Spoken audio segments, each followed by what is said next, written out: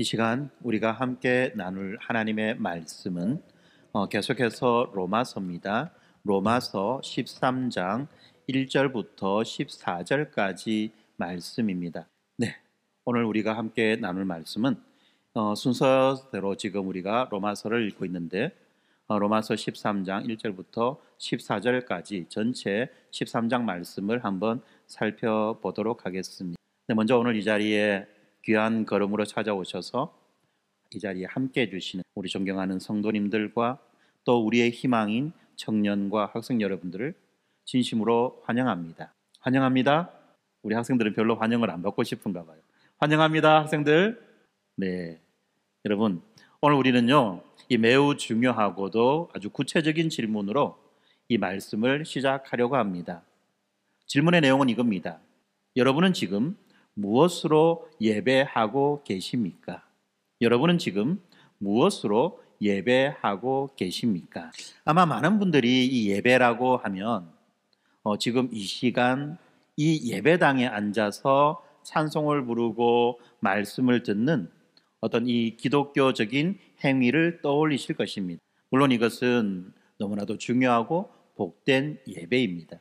그런데 만약 우리의 예배가 이 주일 오전에 1시간 또는 2시간으로 끝나버린다면, 그리고 우리가 예배당을 나서는 순간부터 우리가 더 이상 예배자가 아니라 세상에서의 수많은 정체성 가운데 하나, 예를 들면 어떤 직장인 또는 사업가 또는 부모 또는 학생, 이러한 정체성 가운데 하나로 돌아가서 이 세상의 방식과 똑같이 살아간다면 우리는 이 성경이 말하는 예배의 절반도 이해하고 있지 못한 것입니다.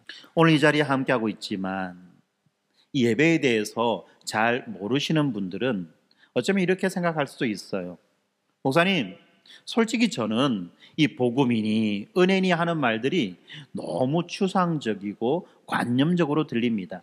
지금 당장 내일 처리해야 되는 업무가 있고요, 대출금도 있고요, 또 자녀들의 진로의 문제도 있고요, 뿐만 아니라 얽히고 설킨 그 인간관계가 제 삶의 현실입니다. 이런 현실의 한복판에서 이 교회가 말하는 그 복음이라는 것이, 그 은혜라는 것이 도대체 내게 무슨 소용이 있단 말입니까? 라고 질문하는 거죠. 아마 어쩌면 우리 가운데 많은 분들이 이런 생각을 하고 있는지도 모릅니다. 저는 이 질문이 이 시대의 교회가 직면하고 있는 가장 정직하고도 또한 가장 아픈 질문이라고 생각합니다.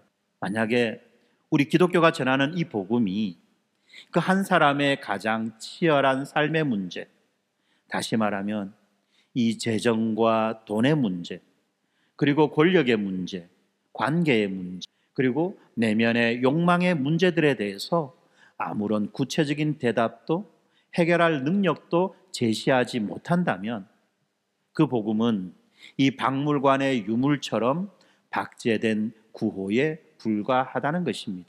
이것은 우리 신자들에게도 동일한 질문입니다. 우리는 이 복음을 죽어서 천국 가는 티켓 정도로만 축소하고 있지는 않은지 모르겠습니다. 주일에는 아멘을 외치지만 월요일 아침 직장에서는 이 복음이 아닌 세상의 질서를 똑같이 따라가고 있지는 않는지 모른다는 것입니다. 이 복음의 질서가 아닌 세상의 질서가 무엇입니까? 불안과 경쟁과 염려와 두려움, 걱정과 근심, 이런 것들 말입니다. 사도 바울은 이 로마서 12장 1절에서 이런 모든 질문을 관통하는 위대한 선언을 했습니다. 로마서 1장부터 11장까지 이미 우리가 살펴보았죠. 이 로마서 1장부터 11장까지 그토록 장엄하고도 압도적인 이신칭의의 그 복음의 교리를 바울이 설명합니다. 그리고 난 다음에 바울은 12장 1절에서 이렇게 결론을 내립니다. 그러므로 우리가 몇 주 동안 살펴보았죠? 여러분, 이 무엇이 그러므로입니까? 이 그러므로에 해당되는 것이 무엇입니까? 바울은 로마서 1장부터 11장까지 설명한 하나님의 그 무조건적인 긍휼과 자비하심, 사랑하는 아들을 내어주신 경이로운 그 은혜, 율법의 행위가 아니라 오직 믿음으로 값없이 의롭다함을 받은 그 복음을 여러분들은 정말로 믿고 있지 않습니까? 안 믿습니까? 네, 우리는 다 믿고 있습니다. 감사합니다. 그래서 12장 1절에 이렇게 말하는 겁니다. 너희들이 이 복음을 믿고 있지 않느냐? 여러분들이 이 복음을 붙잡고 있지 않습니까? 그러므로 너희 몸을 하나님이 기뻐하시는 거룩한 산 제물로 드리라. 이는 너희가 드릴 영적 예배니라. 여기에서 바울은 우리의 몸을 드리라고 말합니다. 이미 살펴본 것처럼 이 몸이라고 하는 것은 어떤 추상적인 어떤 그런 존재가 아니죠. 단순히 우리의 이 몸, 바디, 이것만을 말하는 것이 아니라는 것입니다. 우리의 바디를 말하는 것이 아니죠. 나의 시간과 나의 재물과 나의 손과 나의 발, 나의 직장 생활, 나의 가정 생활, 그리고 나의 관계와 나의 구체적인 삶 전체를 지금 의미하는 것이 이 몸이라는 말입니다. 1장부터 11장까지 선포된 진리의 말씀인 이 복음이 이제 필연적으로 구체적인 삶의 예배로 이어지는 것입니다. 그것이 로마서 12장부터 보여주는 말씀의 내용입니다. 그렇기 때문에 여러분, 복음은 결코 추상적인 것이 아닙니다.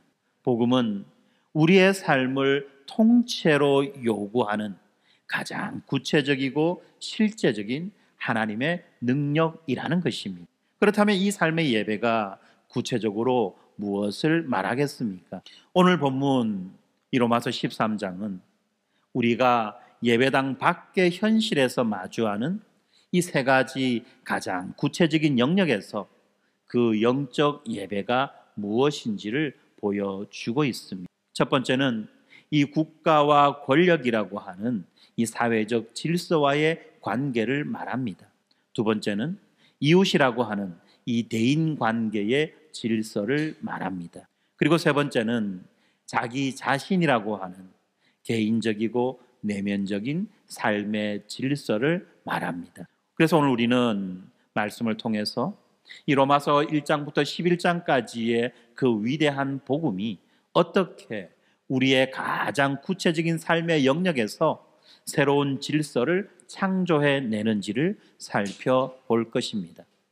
그래서 우리는 이 복음이 결코 추상적인 이론이나 뜬금없는 구호가 아니라 우리의 삶을 가장 풍성하게 만드는 하나님의 능력이라는 것을 확실하게 믿게 될 것입니다. 먼저 1절부터 7절까지 말씀에서 나오는 이 복음은 하나님의 그 주권적인 질서를 신뢰하게 만들어지는 것입니다. 이 바울이 삶의 예배를 설명하면서 가장 먼저 꺼낸 주제가 놀랍게도 이 정부 권력, 또 다르게 표현하면 공권력에 대한 태도입니다. 먼저 1절을 보겠습니다. 1절은 이렇게 말하죠. 각 사람은 위에 있는 권세들에게 복종하라. 각 사람은 위에 있는 권세들에게 복종하라. 이 말씀은요, 우리를 매우 불편하게 만들어줍니다. 우리 가운데에는 이 불의한 권력에 고통받았던 역사를 기억하는 분들도 계십니다. 그리고 이 뉴스에 나오는 정치인들의 부패와 무능함에 냉소와 분노를 느끼는 젊은이들도 많을 것입니다. 그래서 말하죠. 목사님, 저렇게 부패하고 불완전한 권세에 도대체 어떻게 복종할 수 있다는 말입니까? 바울이 지금 현실을 몰라도 너무 몰라서 이런 말 하는 거 아닙니까? 라고 그렇게 반문할 수 있습니다. 그런데 여러분, 이 바울이요, 이 로마서를 쓸 당시에 로마의 황제가 누구였는지 알고 계십니까? 바로 그 악명 높은 네로 황제였습니다. 네로는요, 이 수많은 기독교인들을 박해하고 자신의 스승조차 죽였던 폭군입니다. 도시 재개발을 위해서 로마시 전체를 불태워버린 그래서 수많은 사상자들이 나오고 재산의 피해를 입게 만들었던 그런 장본인이라는 것입니다. 그런데 바울은 이 네로와도 같은 이러한 폭군 황제의 인격이나 정책이 선하기 때문에 복종하라고 말하는 것이 아니라는 겁니다. 바울이 복종을 제시하는 이유는 단 하나입니다. 1절 하반절입니다. 뭐라고 말합니까? 권세는 하나님께로부터 나지 않음이 없나니 모든 권세는 다 하나님께서 정하신 바라. 이것이 바로 로마서 1장부터 11장까지 우리가 배웠던 복음의 첫 번째 적용입니다. 복음은요, 우리들에게 하나님의 그 절대 주권을 믿는 믿음을 주었습니다. 특별히 우리는 9장부터 11장까지 하나님의 절대 주권에 대해서 살펴보지 않았습니다. 하나님은 이 온 역사의 주관자이십니다. 그래서 하나님은 때때로 이 이집트의 바로와도 같은 완악한 왕을 사용하셔서라도, 또는 이 페르시아의 왕 고레스를 들어서라도 그분의 구원 계획을 이루어 가시는 분이십니다. 복음을 믿는다는 것은 여러분, 이 내 눈앞에 펼쳐지는 이 불완전하고 때로는 부조리해 보이는 이 세상의 권력조차도 하나님께서는 일반 은총의 도구로 사용하여 이 죄악된 세상이 완전한 무정부 상태의 그 혼돈, 아나키 상태의 그 혼돈과 같은 최악의 상태로 치닫지 않도록 막는 역할을 하는 하나님의 더 크신 이 주권의 통치 아래 있음을 신뢰하는 것입니다. 정부라고 하는 것이 가지고 있는 그 기능이 있다는 것입니다. 그것은 바로 이 세상을, 이 사회를 완전한 무정부 상태로부터 보호하는 것입니다. 여러분 한번 생각해 보세요. 만약에 이 세상, 우리나라의 모든 공권력이 사라져버리면 어떤 세상이 만들어질까? 도대체 이 세상은 어떻게 될까? 어떨까요, 여러분?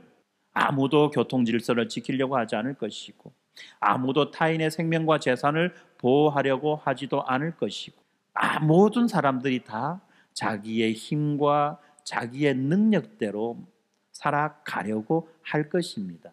최소한의 룰이 없어진 그런 세상이 되는 거죠. 그런 세상을 뭐라고 말합니까? 정글과 같은 세상, 동물의 왕국이 된다는 거예요. 그야말로 끔찍한 세상이 발생하게 된다는 거예요. 그렇기 때문에 이 정부의 공권력이 필요하다는 것입니다. 여전히 마음속에는 많은 생각들이 떠오를 겁니다. 그리고 아직까지 이 복음을 받아들이지 않는 분이라 할지라도 우리는 세상의 질서는 믿고 계신다는 것을 알고 있습니다. 우리는 밤에 문을 잠그고 붉은 신호등에 멈추고 가게에서 물건을 살 때는 돈을 냅니다. 요즘에는 돈이 아니라 카드를 내죠. 요즘 카드도 안 내요. 핸드폰을 냅니다. 왜 그렇습니까? 왜 그렇게 합니까? 이런 최소한의 질서가 무너질 때 우리의 삶 자체가 불가능해진다는 것을 알기 때문에 그렇다는 것입니다. 그리고 바울은 이러한 최소한의 질서를 유지하도록 이 권세라고 하는 제도를 세우신 분이 바로 하나님이라고 말하고 있습니다. 더 나아가서 이런 국가 권력은 우리가 12장 19절에서 받은 그 명령과도 연결됩니다.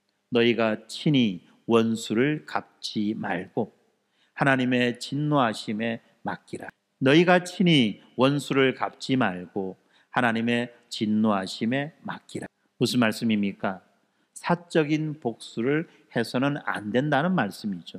왜냐하면 하나님께서는 비록 불완전하지만 이 공적인 권세에게 그 하나님의 진노를 대행할 칼을 주셨기 때문입니다.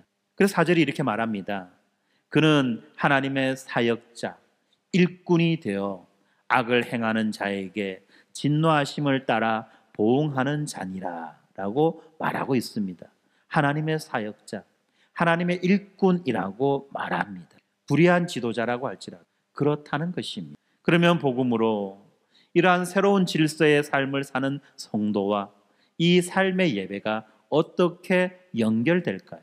그것은 7절의 말씀처럼 구체적인 행동으로 나타납니다. 모든 자에게 줄 것을 주되 조세를 바칠 자에게 조세를 바치, 바울은 여기서 갑자기 세금 이야기를 하고 있습니다. 세금 이야기. 복음을 이야기하다가 갑자기 뜬금없어 보이는 세금 이야기를 하는 거죠. 왜 그렇습니까? 복음은 결코 추상적인 것이 아니기 때문에 그렇습니다. 복음은 우리가 세금을 정직하게 내는 것에서부터 구체적으로 드러납니다. 이것이 바로 삶의 예배라는 것입니다. 우리가 교통법규를 지키고 또 사회의 구성원으로서 선한 시민의 의무를 다하는 것, 이것이 바로 우리의 영적 예배라는 사실입니다. 왜 그렇습니까? 왜 이런 것들이 우리의 영적 예배입니까? 바로 우리의 동기가 세상 사람들의 동기와 다르기 때문에 그렇습니다. 세상 사람들은 왜 공권력에 복종합니까? 그것은 바로 처벌이 두려워서 또는 어떤 이익 때문에 복종하는 것입니다. 그렇지 않나요? 교통법규를 지키는 것은 벌금을 낼까 싶어서, 범칙금 낼까 싶어서 교통법규를 지키지요. 혹은 사고가 나서 죽지 않으려고, 사고를 내서 죽지 않으려고 교통법규를 지키는 겁니다. 그런데 여러분, 우리는 그런 이유 때문에 교통법규를 지키는 것이 아니에요.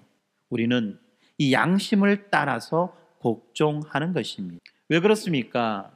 권력자가 두려워서, 법이 무서워서가 아니라 그 권세 너머에서 통치하시는 하나님의 주권을 신뢰하기 때문에 그렇다는 것입니다. 하나님의 통치와 하나님의 다스림을 우리가 믿기 때문에 우리는 법과 규칙을 지킨다는 것입니다. 이것은 맹목적인 굴욕이 아닙니다. 하나님의 주권을 믿는 그 믿음의 순종의 구체적인 표현입니다. 제가 이렇게 말한다고 해서 어떤 국가 권력을 절대시하거나 신성시하라는 말이 아닙니다. 여러분, 이것은 잘 분별하셔야 돼요. 만약에 그 권력이 하나님의 뜻, 예를 들면 예수를 부인하라든지 예배를 드리지 말아라든지 이렇게 하나님의 뜻에 분명히 반할 때에는 우리는 사람보다는 하나님께 순종해야만 할 것이죠. 이럴 때는 우리는 어떻습니까? 이러한 부당한 정부의 명령에 반대할 수 있는 것입니다. 때로는 마땅히 해야 하는 지도자로서의 그 의무를 감당하지 않고 자기에게 주어진 그 권력을 공적인 유익이 아니라 사적인 이익을 위해서 너무나도 뚜렷하고 분명하게 사용한다면 그것은 잘못되었다라고 우리는 분명히 지적해야 할 필요가 있는 것이. 왜요? 하나님이 그에게 그 권력을 준 것은 자기의 사적인 이익과 유익을 위해서 사용하는 것이 아니라 그에게 맡겨주신 이 사회의 공공의 질서와 안녕을 위해서 사용하라고 하셨기 때문에 그런 것입니다. 그렇기 때문에 여러분, 우리는 이러한 사실들을 잘 알고 있어야만 합니다.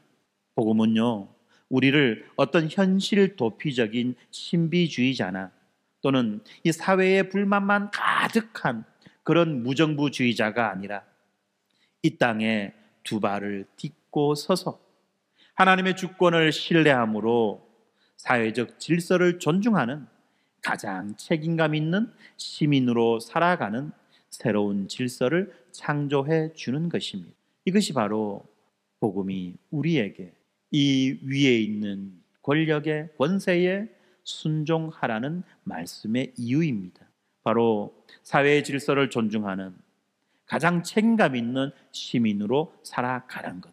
이것이 바로 복음이 만들어주는 새로운 질서입니다. 두 번째로 이 복음은 이 율법의 본질을 성취하게 해주는 거죠.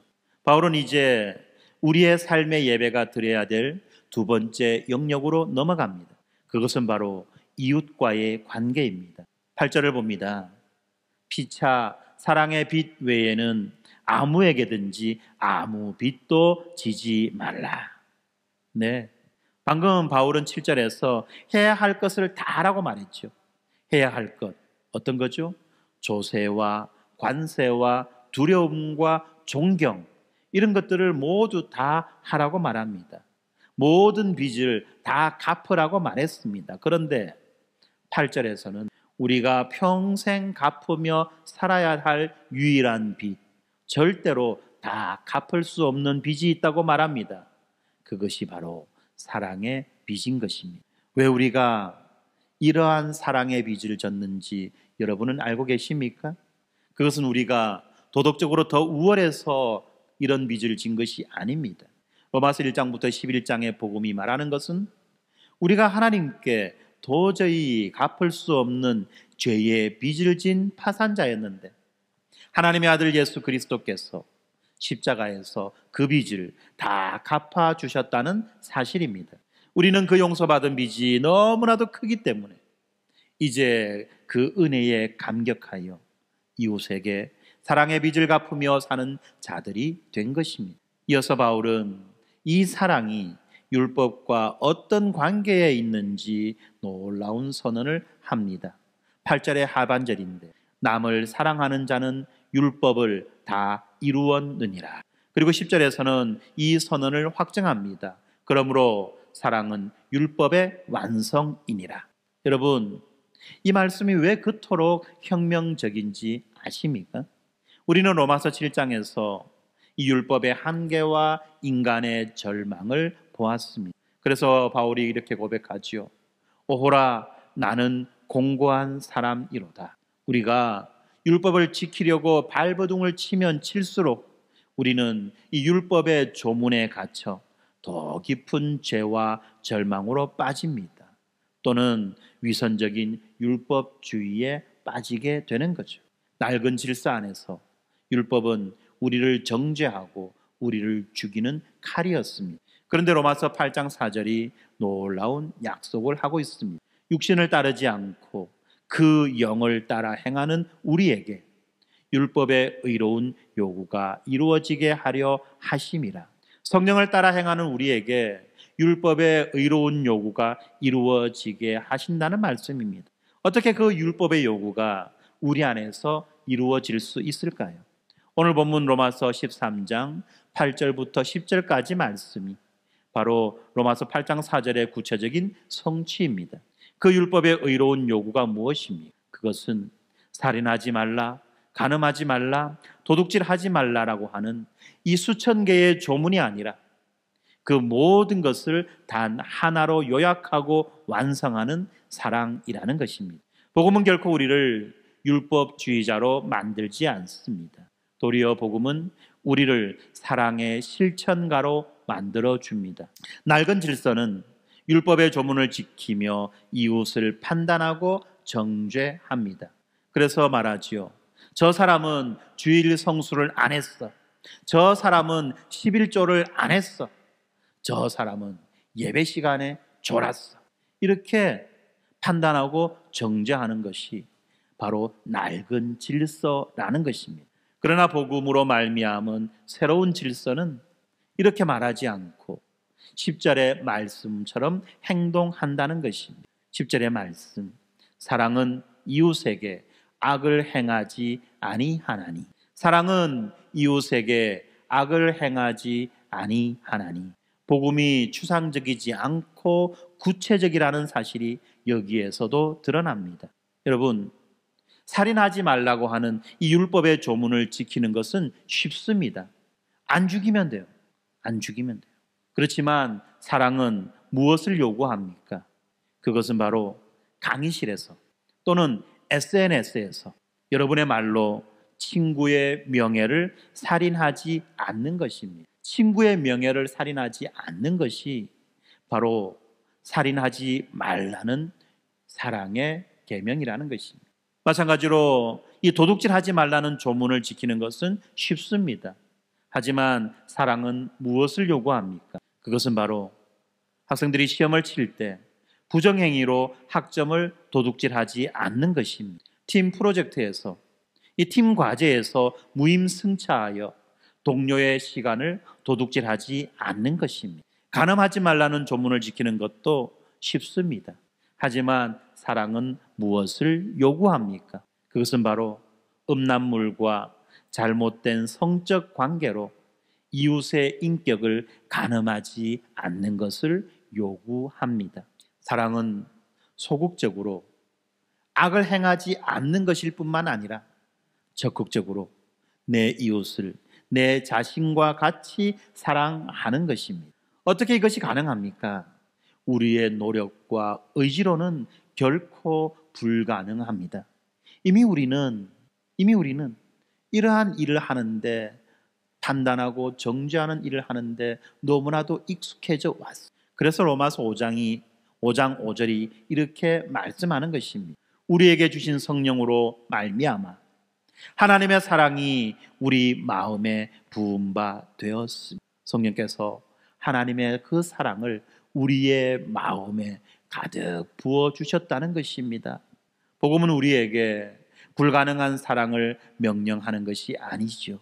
로마서 1장부터 11장까지 나왔던 그 은혜는, 그 복음은 우리 안에 성령을 주심으로 그 사랑을 실천할 수 있는 새로운 능력을 부어주시는 것입니다. 그래서 복음은 우리를 율법의 조문에서부터 해방시켜서 성령의 능력으로 이웃을 구체적으로 사랑하는 새로운 질서의 삶으로 우리를 인도해 가는 것입니다.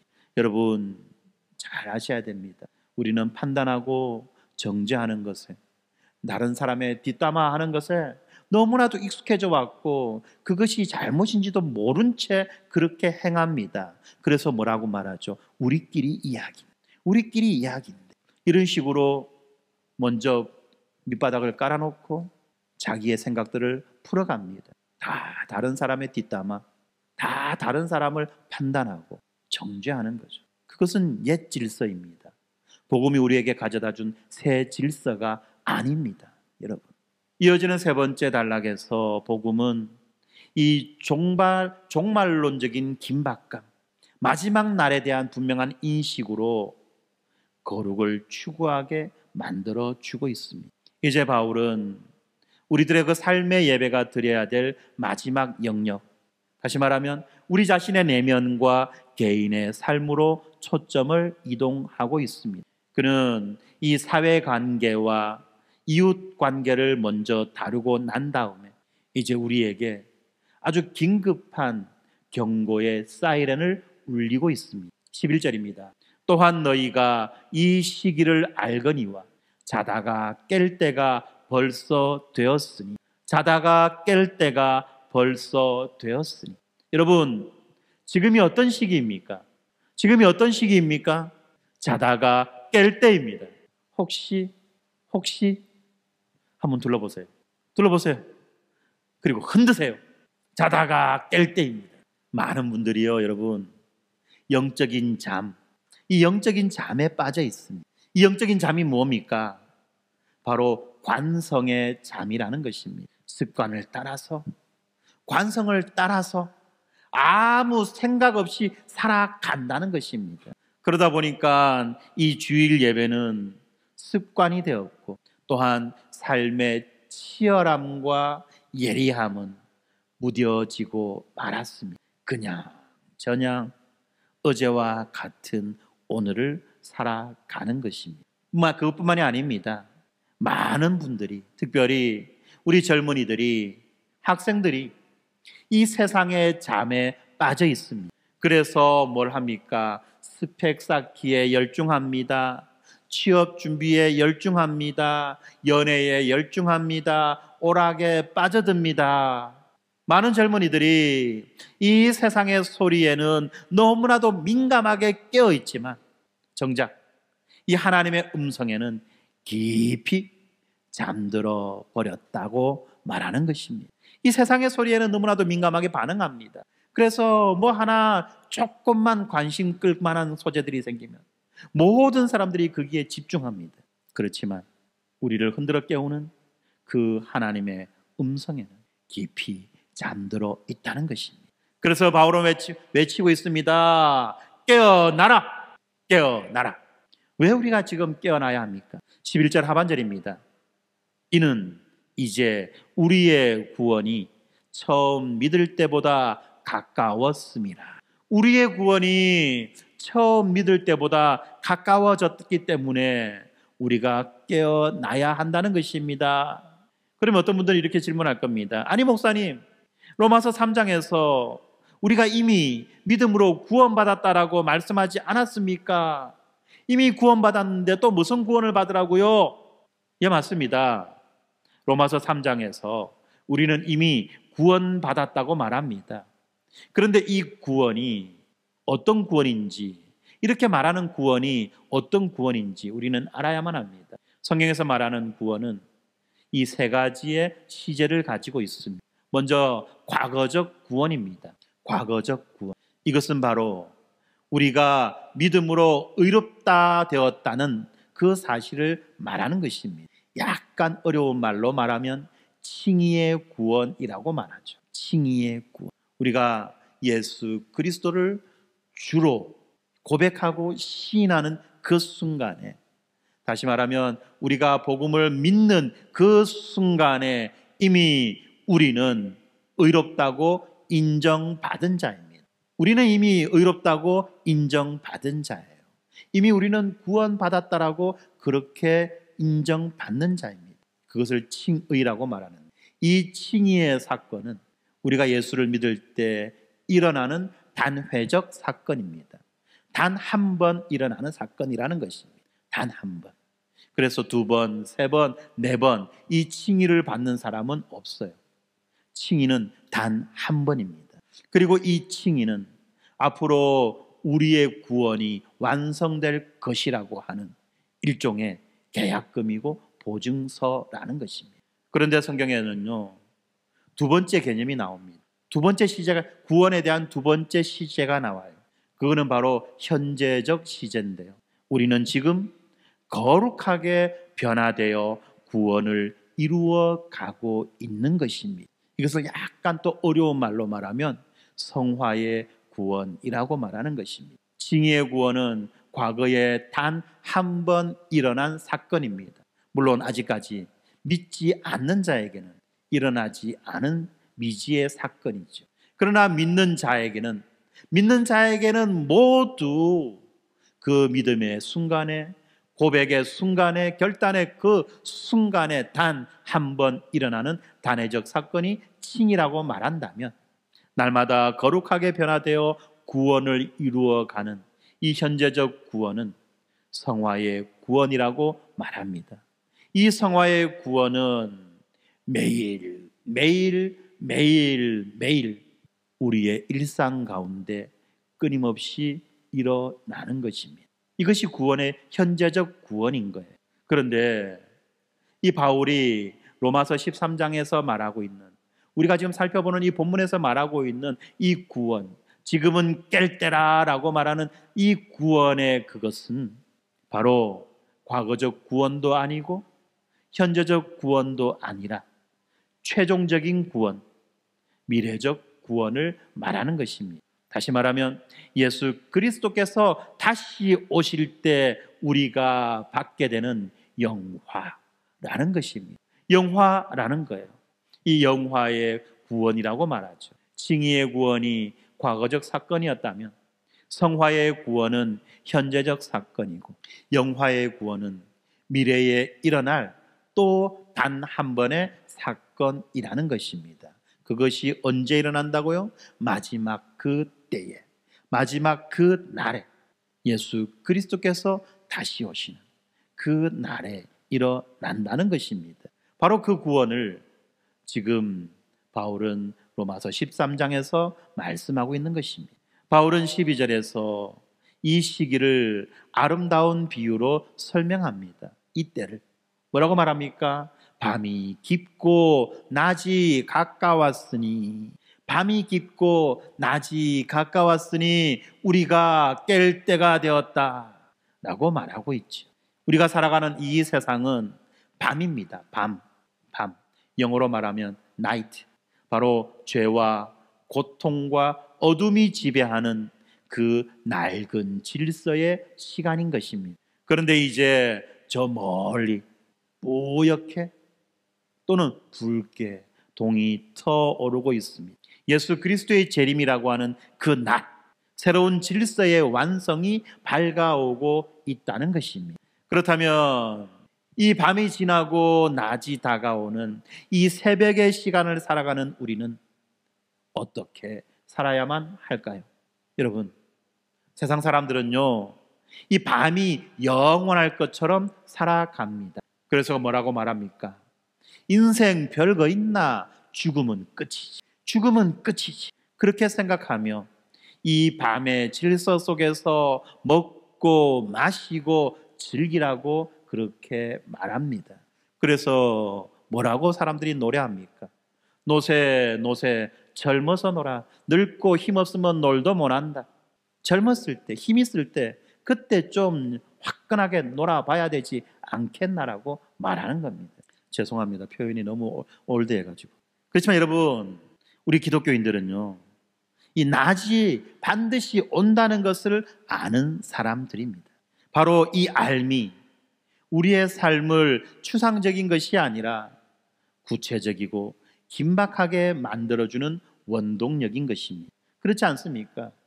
우리는 언젠가 이 밤이 지나고 반드시 낮이 온다는 것을 알고 있는 사람이고, 뿐만 아니라 지금 저 멀리서 동이 터오른다는 것을 우리가 생생하게 목도하고 있는 그 사람들 아니냐는 것입니다.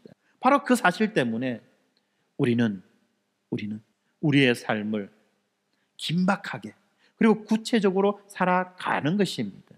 바울은 이 긴박감을 가지고 두 가지 구체적인 명령을 우리에게 주고 있습니다. 하나는 벗으라는 명령입니다. 그리고 또 하나는 입으라는 명령입니다. 벗고 있으면 춥잖아요. 벗었으면 입어야죠.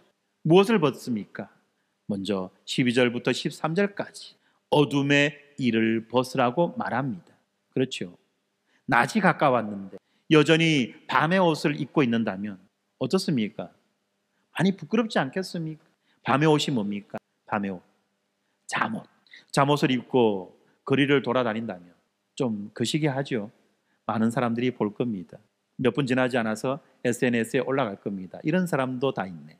또는 그 유흥업소에서 입는 그 옷을 입고 낮에 있을 수가 없다는 것입니다. 이 어둠의 일이 구체적으로 뭡니까?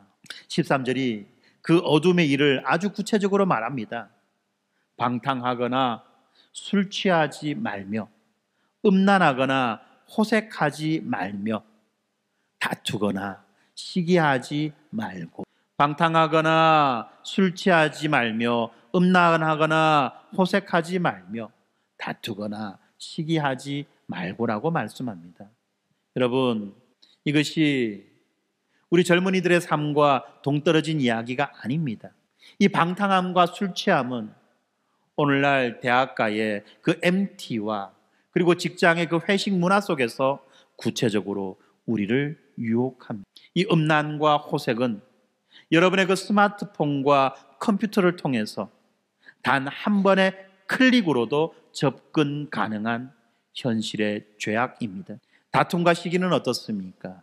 이것은 교회 안에서의 리더십 다툼이 있습니다. 직장 내에서의 승진의 경쟁이 있습니다. 심지어는 이 자녀 문제로 인한 이웃과의 끊임없는 비교 의식이라고 하는 구체적인 모습으로 이 다툼과 시기가 드러나는 것입니다. 이 모든 어두움의 일은 우리가 이전에 살펴보았던 로마서 1장 29절부터 31절에 나오는 하나님의 그 진노 아래에 있는 자들의 모습입니다. 그리고 또한 로마서 8장 13절에서 말하는 이 육신의 일과 정확하게 일치하는 말씀입니다. 그런데 복음은 우리에게 이 낡은 질서의 옷을 단호히 벗어버리라고 명령하고 있습니다. 두 번째, 우리는 빛의 갑옷을 입어야만 하는 것입니다. 우리가 벗는 것만으로는 부족합니다. 이 벗는다는 것은 소극적인 반응을 말하죠. 단순히 죄를 안 짓는다라고 말하는 거예요. 소극적인 거예요. 벗는 것은 이것으로는 부족하다는 것입니다. 우리는 적극적으로 낮에 옷을 입어야만 하는 것입니다. 바로 선을 행하는 거죠. 죄를 짓지 않을 뿐만 아니라 적극적으로 선을 행하는 것입니다. 바울은 그것을 12절에서 빛의 갑옷이라고 말합니다. 갑옷, 전투복이죠. 전투복을 말합니다. 그리고 14절에서는 그 빛의 갑옷의 그 실체, 전투복의 실체가 무엇인지를 밝혀주고 있습니다. 오직 주 예수 그리스도로 옷 입고 정욕을 위하여 육신의 일을 도모하지 말라. 오직 주 예수 그리스도로 옷 입고 정욕을 위하여 육신의 일을 도모하지 말라. 여기에서 이 그리스도로 옷 입는다는 이 말이 무슨 말입니까? 그리스도의 옷이 아니라 그리스도로 옷을 입어요. 그리스도를 우리의 옷 삼아 입는다는 말입니다. 이것은 로마서 6장에서 우리가 세례를 통해 예수 그리스도와 연합하여 새 생명을 얻었다라고 하는 그 정체성을, 그 아이덴티티를 이제 매일의 삶에서 의지적으로 실천하는 것을 말하는 것입니다. 정체성을 실천하는 거예요. 그 정체성대로 살아내는 것이 그리스도를 옷 입는다는 것입니다. 그래서 아침에 눈을 뜰 때, 아침이 되어서 우리가 눈을 뜰 때 우리는 어둠의 옷을 벗어 던집니다. 나의 옛자의 옷, 나의 정욕의 옷을 벗어 던지고 예수 그리스도라고 하는 빛의 갑옷을 입는 것입니다. 그래서 아침 시간에 우리는 이렇게 기도합니다. 오늘 나의 말이 그리스도의 말처럼 되기를 소원합니다. 오늘 나의 시선이 그리스도의 시선처럼 되기를 소원합니다. 오늘 나의 돈 씀씀이가 그리스도와 같이 되기를 소망합니다. 바로 이러한 것이, 이러한 기도가, 이러한 간구가 우리가 빛의 옷을 입는 것입니다. 이처럼 복음은 우리를 이 종말론적인 긴박감 속에서 매일 어둠을 벗고 그리스도를 옷 입는 구체적인 성화의 전투로 우리를 부르고 있습니다. 이것이 바로 새로운 질서의 삶을 살아가는 성도의 개인적인 종말론, 우리가 깰 때가 다가왔다는 것, 예수 그리스도의 재림이 임박했다는 것입니다. 이 세상의 종말이 임박했을 뿐만 아니라 우리 개개인의 종말도 하루 점점점 더 가까워지고 있기 때문에 우리는 긴박성을 가지고 이러한 삶을 살아내는 것입니다. 그렇지 않습니까? 그렇지 않습니다. 우리가 이 땅에 온 것은 우리 주민등록증 번호 순서대로 왔어요. 그러나 우리가 이 땅을 떠나는 것은 그 번호 순서대로 가는 것이, 누가 먼저 갈지, 우리 가운데 누가 100년 있다가 못 보게 될지 아무도 모릅니다. 저는 압니다. 우리 다 못 봐요. 100년 있다가는. 그런데 50년 있다가 누구를 보고 누구를 볼 수 없을지, 30년 있다가, 20년 있다가, 10년 있다가 여전히 누구를 보고 누구를 볼 수 없을지 우리는 모른다는 것입니다. 그러나 한 가지 분명한 것은 우리가 언제 이 땅을 떠날지는 알 수 없지만, 그러나 하루 그 날이 다가오고 있다는 사실을 분명히 알고 있는 것입니다. 바로 이러한 종말에 대한 인식, 이것이 우리들로 하여금 어둠의 옷을 벗고 빛의 갑옷을 입게 만들어 주는 것입니다. 이제 말씀을 맺으려고 합니다. 우리는 처음에 이 복음이 추상적이고 아무 의미 없는 것인가 라는 질문으로 오늘 말씀을 시작했습니다. 그런데 로마서 13장은 이 벼락 같은 소리로 우리에게 대답합니다. 아니요. 복음은 이 세상에서 가장 구체적으로 삶의 변화를 요구하고 또 가능하게 하는 하나님의 능력입니다. 로마서 11장까지 말했던 그 위대한 복음은 우리의 신분과 우리의 존재를 극적으로 변화시켰습니다. 그리고 그 결과 이제 우리는 새로운 질서의 삶을 살게 된 것입니다. 우리는 더 이상 이 세상 권력의 노예가 아닙니다. 우리는 이 세상 권력의 노예가 아닙니다. 우리는 하나님의 주권을 신뢰하는 새로운 질서의 시민인 것입니다. 그래서 여기에서 우리의 삶의 예배는 바로 이 불완전한 세상 속에서도 정직한 세금 납부와 선한 시민의 의무라고 하는 구체적인 순종으로 나타나는 것입니다. 벌금이 두려워서 질서를 지키는 것이 아니라, 형벌이 두려워서 법을 지키는 것이 아니라, 하나님의 주권을 신뢰하기에, 하나님의 그 주권을 신뢰하기에 우리가 법을 지키고 질서를 지키는 것입니다. 만약에 우리가 벌금이 두려워서, 형벌이 두려워서 법과 질서를 지키게 된다면 그것은 노예의 삶입니다. 그러나 우리가 하나님의 주권을 인정하고 하나님의 주권에 순종하기 위하여 이 세상의 법과 질서에 순종한다면 그것은 바로 새로운 질서의 시민이라는 것을 알려주는 것입니다. 우리는 더 이상 율법 조문의 노예가 아닙니다. 우리는 성령의 능력으로 사랑하게 된 새로운 질서의 이웃입니다. 그래서 우리의 삶의 예배는 이웃에게 악을 행하지 않고 평생 사랑의 빚을 갚는 구체적인 섬김으로 나타나는 것입니다. 인간관계를 통해서 어떤 이익을 얻거나 어떤 유익을 구하기 위해서 그 인간관계를 유지하는 것이 아니라는 거죠. 내가 바로 갚을 수 없는 사랑의 빚을 진 자이기 때문에 이웃을 향한 구체적인 섬김을 행하는 것입니다. 우리는 더 이상 이 어둠과 정욕의 노예들이 아닙니다. 우리는 바로 낮의 도래를 기다리며 깨어있는 새로운 질서의 순례자들입니다. 우리의 삶의 예배는 매일 어둠의 일을 벗어버리고 주 예수 그리스도로 옷 입는 구체적인 거룩의 전투로 나타나는 것입니다. 이것이 바로 복음이 드러내어 보여주는 풍성한 삶인 것입니다. 이것이야말로 로마서 11장 32절이 말하는 모든 사람에게 긍휼을 베푸시려 함이라는 바로 그 하나님의 긍휼을 이 어두운 밤의 세상 속에서 구체적인 낮의 삶으로 증거하는 우리들의 영적 예배라는 것입니다. 오늘 여러분들은 어떤 질서 속에서 살고 계십니까? 어쩌면 이 세상의 낡은 질서, 경쟁과 불안과 허무와 정욕과 그리고 죽음이라고 하는 이 질서 속에 지쳐서 번아웃 상태에 있지는 않습니까? 여러분, 이 복음은요, 단순히 듣기 좋은 말 또는 추상적인 교리가 아닙니다.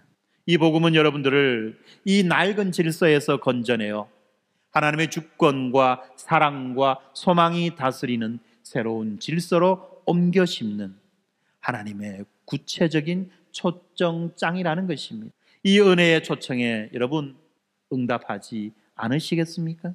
우리는 이미 새로운 질서에 속했다고 고백하는 사람들입니다. 그런데 왜 세상은 우리의 삶에서 이 새로운 질서의 풍성함을 보지 못하고 있을까요? 혹시 우리가 이 새로운 질서의 시민권을 가졌다고 말하면서도 여전히 낡은 질서의 방식으로 살아가고 있지는 않습니까?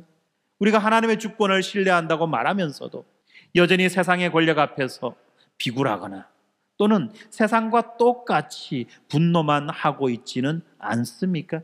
사랑이 율법의 완성이라는 것을 안다고 말하면서도 여전히 내 이웃을 율법의 잣대로 판단하고 정죄하고 있지는 않습니까? 낮이 가까웠음을 안다고 그렇게 찬양하면서 여전히 어두움의 일, 그 은밀한 중독과 다툼과 시기를 벗어버리지 못하고 있지는 않습니까? 바로 이러한 옛 질서를 따르는 우리들의 삶의 모습 때문에 우리는 그 복음의 그 풍성함을 이 세상 가운데 드러내어 보여주지 못하고 있는 것입니다. 사랑하는 성도 여러분, 월요일 아침, 이 주일이 지난 월요일 아침, 여러분의 가장 그 구체적인 삶의 현장에서 이 새로운 질서와 능력으로 드러나지 않는 그 복음은 가짜 복음일 수도 있는 것입니다. 복음은 결코 우리들을 옛 질서의 삶 속에 안주하게 만들어주지 않기 때문에 그런 것입니다. 오늘 이 말씀 앞에서 우리의 삶의 예배를 다시 점검합시다. 추상적인 구호가 아니라 구체적인 순종과 구체적인 사랑과 구체적인 거룩으로 우리의 삶 전체를 거룩한 산 제물로 드림으로 이 어두운 세상 속에서 이 복음의 새로운 질서가 얼마나 풍성하고 위대한지를 증거하는 저와 여러분이 되시기를 주님의 이름으로 간절히 축원합니다. 아멘. 다 같이 기도하겠습니다.